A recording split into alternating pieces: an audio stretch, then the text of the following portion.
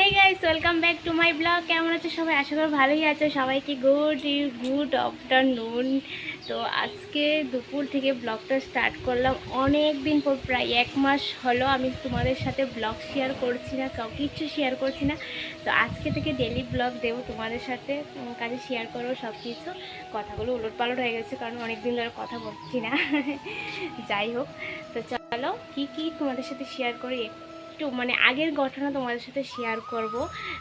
1 মাস কিসের জন্য আমি ব্লগ বানাতে পারিনি বা তোমাদের সাথে শেয়ার করতে পারিনি, কাজ করতে করতে এটা তোমাদের সাথে শেয়ার করতে। চলো ব্লগটা কন্টিনিউ দেখতে থাকো। যাচ্ছি গোবর আনতে।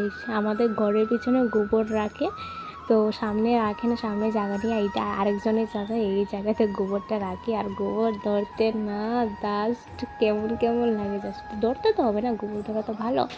তো ঘরটা ভালো করে লেপে টেপে তারপর সবটা সারো। তো তোমরা দেখো আর কী জন্য তোমাদের সাথে ভিডিও শেয়ার করছি না একটু বলছি। আমাদের 1 মাস আগে আমরা যে ঘরে থাকতাম এই ঘর থেকে বেরিয়ে গেছিলাম, অন্য একটা ঘরে থাকতাম।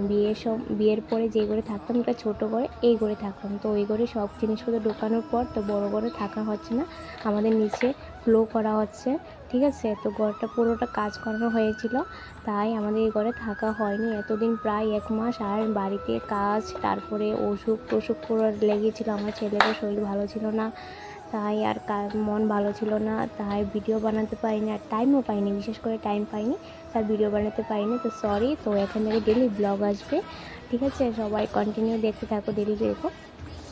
আর আমার চুলগুলো দেখো একটু বড় হয়েছে, বেশি বড় হয়নি, একটু বড় হয়েছে।